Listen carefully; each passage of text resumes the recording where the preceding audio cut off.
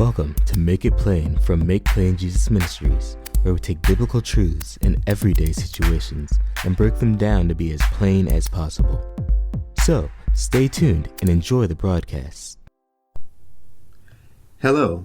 In this version of Make It Plain, our podcast from Make Plain Jesus Ministries, we want to talk about a topic that, especially now during this time of folks staying at home and away from what was the normal routine, we want to talk about boredom. You know how it is at times when the schedules are changed a bit and people aren't able to do what they're accustomed to doing, that sometimes people sit and they just say, "I'm bored." We often see this too, and I know that if you have kids, you'll understand what I'm talking about, especially if they're really small or young. And maybe you're traveling somewhere, or maybe you just told them to stay in a house for a day. And the first thing after about 20, 30 minutes, maybe an hour, "I'm bored." That's the comment you get.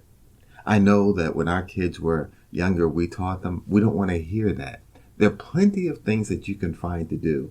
So as parents, we never wanted them to come and just say, "I'm bored." And so we look at it from the standpoint, look at what's around and you can find something to do. So today, and as we talk about this topic, we got to really think about this. Think about it from the standpoint of, what do you think is causing you to be bored? And so I'm not going to use I would say, dictionary definition. I'm going to use a definition of boredom or being bored this way. I'm going to say that it's really a change about what you're used to doing, or a change from the things that used to inspire you or excite you. And so when we talk about boredom, it's really those issues about not being able to get the thrill of doing whatever that activity is that you're accustomed to doing. And so that may be you want to be out to be able to go and socialize at a particular series of restaurants or a restaurant. Maybe it is going to the movies every weekend, every Friday or Saturday at a movie theater. Maybe it's attending a sporting event, or maybe it's being involved in the sports yourself. Maybe it's something just totally different that you're used to doing, whatever that is, or wherever it is that you like to go. Because of this situation, sometimes people feel like they're bored because they can't do what they have been used to doing. And so the question becomes, what do you do with boredom? How do you deal with it? And so during this podcast, we want to talk about 7 ways to combat boredom. 7 ways to combat boredom. And I'm not going to suggest to you that this is all exhaustive, that every option is in these 7 ways, but I'm going to give you 7 that will help you. And again, I always want to give you things that will be beneficial, or at least give you understanding on things to kind of help you in your everyday life. So when we talk about boredom today, regardless of your age, there are things that you can do to be able to combat it so that you're not sitting at home bored to tears, like you're ready to pull your hair out because I got to get back to my regular schedule. That's not what we're suggesting you do. So let me help you and just follow along with me and just write these down, or re-listen to the podcast, or re-listen to it from the standpoint of, okay, let me apply this so that I can try it each day of the week. So the first one I want to give you, and the first one I was thinking of, really deals with this: stop fixating on what you don't have. Stop fixating or focusing on what you don't have. You see, a lot of times with boredom, the way that you know or you think that you're bored is you just look around and say, "I don't have this. I don't have this. I used to have it, but I don't anymore." And what that does is get you to focus on things that are not beneficial. It lets you think about loss as opposed to what you have. And so when you think about loss, all you're doing is, I got to find a way to get it back. Until then, I can't function. And what you're doing is shutting down all your other opportunities. In fact, when you think so much about what you don't have, it brings down your optimism, your perspective on life. It makes it such that you can't prosper the way that you should. And so I would encourage you during this time that you may feel like you're shut in during this period in which most of the world is shut in, and even afterwards, these principles will apply. Sometimes when I've been bored in the past, I realized I had to stop thinking that way and change my whole thinking, change the whole focus, and just live with where I am and then get to the point of getting a different perspective. With a different perspective, I'm able to go forward and at least get through my day with some joy and some excitement. You know, not that I'm going to throw this in too much, but there is a part in the Bible in Matthew 6 and 25, I believe, where it talks about, therefore I say to you, do not worry about your life, what you will eat or what you will drink, nor about your body, what you will put on. Is not life more than food and the body more than clothing? It's a simple statement. We're always worried about what we don't have. I can't go shopping for this. But life is more than that. They had this saying years ago, long before me, generations before were saying it, just wake up and smell the roses. Meaning, wake up and be excited about whatever that day is and look at the beauty around you. Just kind of focus from that as opposed to the negative. Or another way of saying it, look at your glass. Is it half empty or half full? And you want to look at it from the half full perspective as opposed to half empty. When you look at it like that, then you're able to get through each and every day and you feel like you're making progress. The second one I want to give you is look at what's around you and use it. Look at what's around you and use it. Oftentimes, we don't realize that we have so many opportunities to do things that are surrounding us. It may not be the things that we're accustomed to doing. It may not formulate in the same way, or it may be harder to get it started, or just different. But look at what's around you. Maybe there are things that you already said that I need to start doing this, and you never did. Maybe there are things there that you didn't realize that, I could go out and do these things. Case in point, during the time of the shutdown globally, that a lot of folks were thinking, I can't go to the gym. I always go to the gym. I go to the gym first thing in the morning. I can't do it. Well, what do? Well, you got to look at it differently. You say, well, what can I do? Maybe I have a yard or a backyard. So I formulate exercises that I can do outside. Maybe you're in an apartment or so you can't. But you may have stairs where you can get some of the exercise by going up and down your stairs, right? Maybe there's certain exercises that you can do that maybe you can't do heavy weightlifting, but there are other things that you can do resistance-wise and that you can get involved with. You change the way that you train. That's all you do. And so you have those things that are there. So you utilize them. Those things that may not have been used for exercise by you in the past. But maybe you now realize I can set up a program for myself and now actually get a good workout that way. You got to look at it from the standpoint of what's around you as opposed to what's not around you. Too many times people complain and just say, I don't have. But yet there are all kinds of opportunities there. And then look at it, I'm going to call it the MacGyver mindset. You ever watch that show, especially the original one, where he could make solutions out of anything? Just he looks around to see where all the pieces are that can formulate tools and things that he would need. That same concept is what we need when we're in these types of situations to combat boredom. What you end up doing is say, well, look at the things I have. What can I create or do to make what I need or allow me to do the things that I want to do? So look at it from that perspective of saying that I'm going to use what's there. Let me give you a third one. Try something different. That's a real mind blower, right? People are accustomed to doing things the same way all the time. And often when we look at things the same way, we miss out on opportunities of doing something different. I mentioned in the beginning that part of boredom was because people are looking for a way to get the thrill or excitement. But the revelation here is this: you can get excitement or a thrill by doing something different. Maybe it's not the thing that you've been used to doing day in and day out for years now, but you may be able to go do a different type of task or exercise or get a different hobby. Look around and just see, well, what else can I do that might be exciting? And sometimes you don't know that you like it until you at least try it. So try something different. So those who say, I don't like cooking, maybe during this time, you try to come up with a few different recipes, use the internet, get something, and just say, I'm going to try this differently. I don't usually like it, but maybe I will. And you never know, you might end up coming up with a new hobby. Maybe you have a hobby of building something, but you never thought it was something you would really like, but then you start doing it and you realize, this is actually fun. I want to spend more time with it.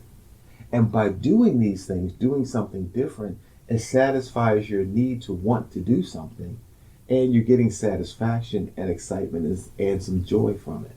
And so it prevents you from being bored because you have something else to focus on. And so that's very important, a way to get through this period and not experience boredom. We want to make sure that you think about it, and you think about it from a perspective that's a healthy perspective and a good perspective. I know a lot of times I had certain ways I did things, and even when it came to food and all the others. But when I met my wife, or girlfriend, fiance, then wife, she kept exploring things with me and expanding the things that I focused on. And so I got to the point that I would try something different. Simple thing, just in passing, I never liked spicy food when I was younger. But then I met my wife and she did, and different types of foods. And so I got to the point that I realized I really did like it because I tried it and it wasn't what I thought. I had a preconceived notion or an idea that I wouldn't like it, but I realized that I did. So what I'm saying to you is, no matter what during this time, try something different that you normally wouldn't have. That's legal, right? Something different that you normally wouldn't have, but maybe it's something that would just give you a different thrill or satisfaction. The next one, establish a schedule. Establish a schedule. You see, getting up every day, especially during these times when you're in, it's not good to just get up and have nothing to do and you have no idea what to do with your time. I would strongly suggest that you make a schedule of things that you want to get done each day, of some things that you want to focus on, no matter how small, but make it such that it can take up a portion of your day. You don't have to do a schedule where it takes up every minute, but you do a schedule where it says that in the morning I want to do one or two things, whatever they are. And in the afternoon, I might only do one thing. And then at that point, you say, then it's free time. But at least you have something that you get up and look forward to, and it actually gives you a sense of accomplishment. You see, when you have a schedule and something to marry your time to, there is a chance for you to go through and get a sense of satisfaction, that you have a purpose in your day, in your life. And that makes your time go faster. That makes you feel better about yourself because you've accomplished something.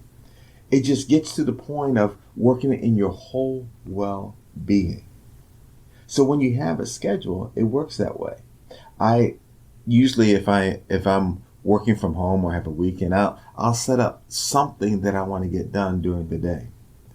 It's rare that I don't have something on my schedule, and my family will tell you that. And so you look at, okay, what needs to happen or what things do you want to get done? And then it kind of gets you through it every moment. So I would invite you to do that, because then you'll find that you're not bored. You'll find at that point that I've got some things that I want to do. I can see day by day that I'm making progress in different areas. So I really am not bored at all. Let me give you another one. This is the fifth one. And this is really simple.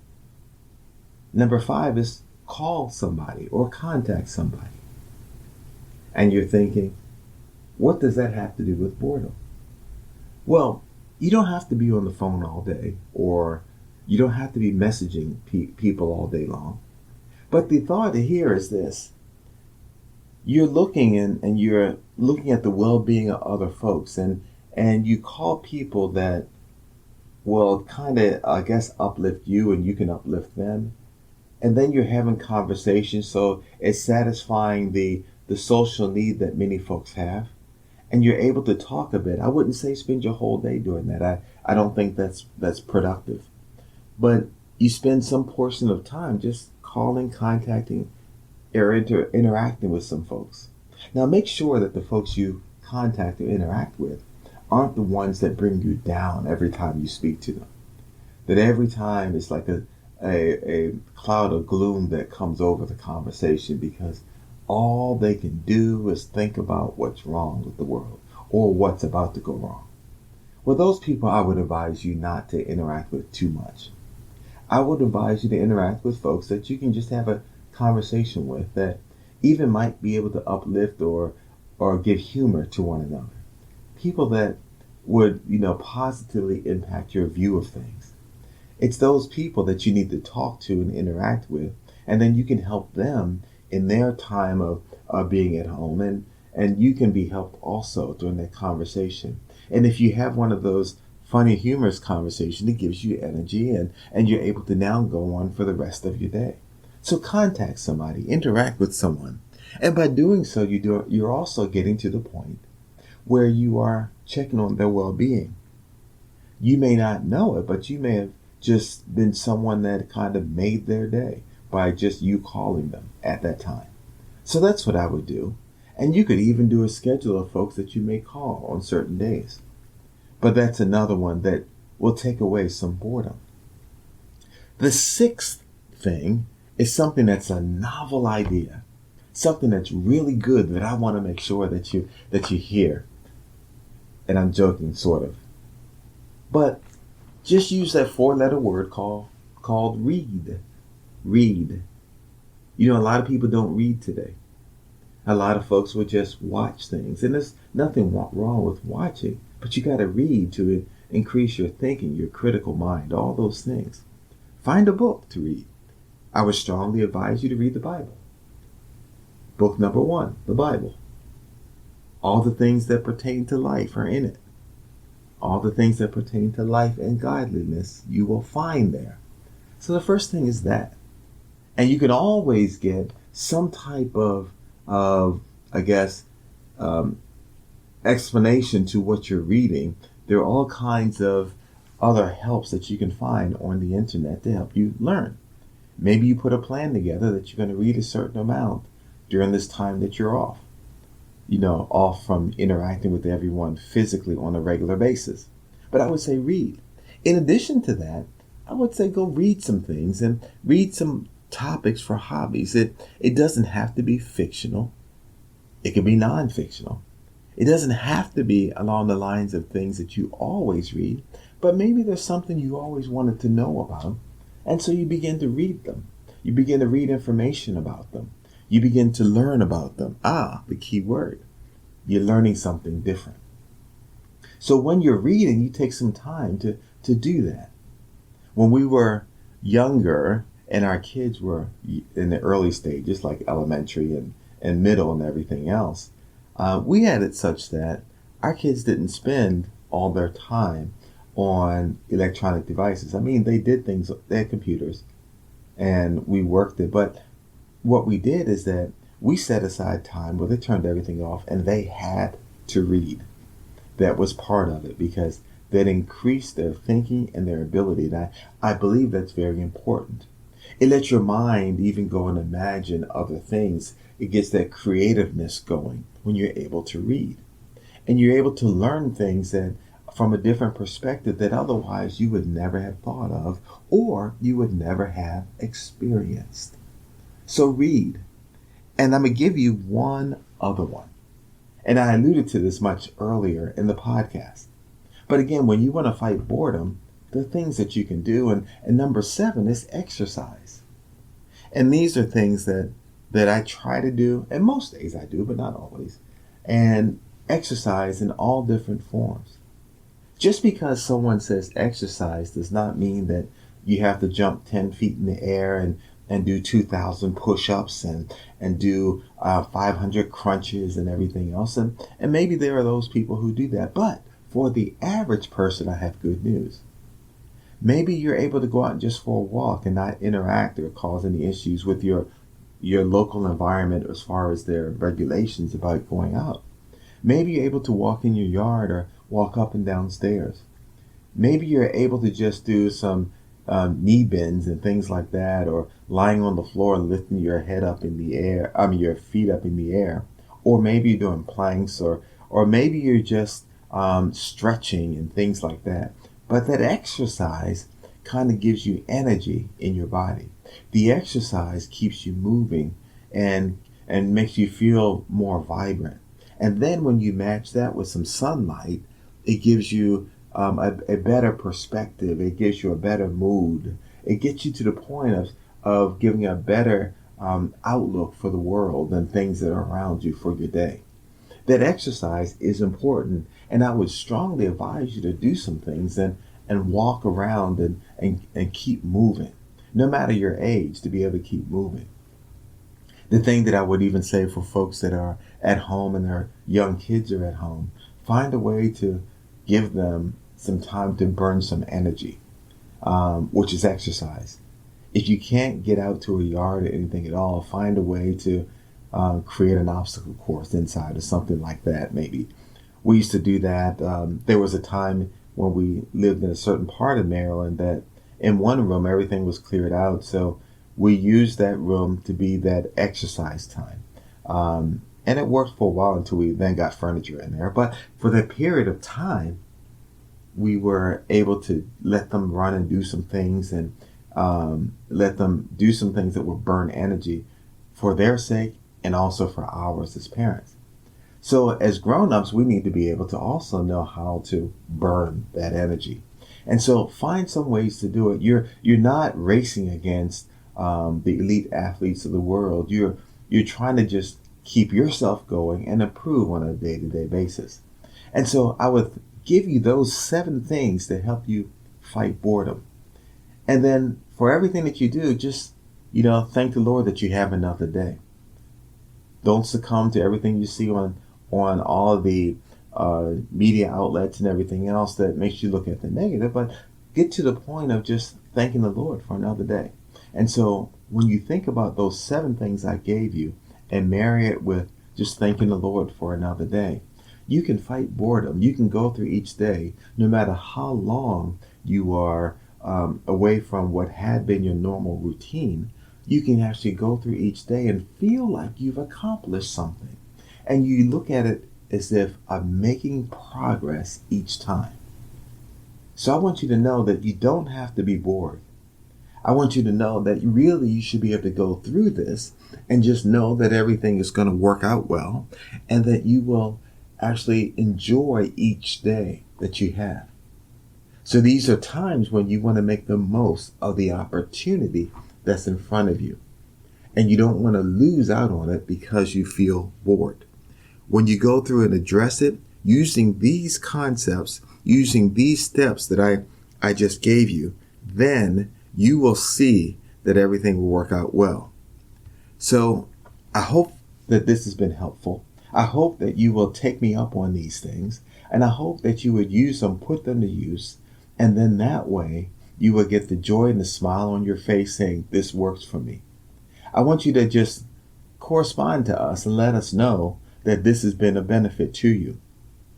You can find us on our church ministry website called Make Plain Jesus, and it's makeplainjesus.org. Or you can just send us an email at contactus@makeplainjesus.org. When you do that, just put in the subject matter, Make It Plain, as from the podcast, so that we'll know that you've got some feedback. Hopefully this is helpful. We want to interact with you. We want to be of help to you. And so when we're able to have this privilege and opportunity, we just want to make sure that it is hitting the mark with you. Stay tuned for the next podcast that will come. Continue to just follow us and be involved with us. and just continue to come back and listen, because various topics we will be discussing that will help you and make it plain in your life. Have a good one.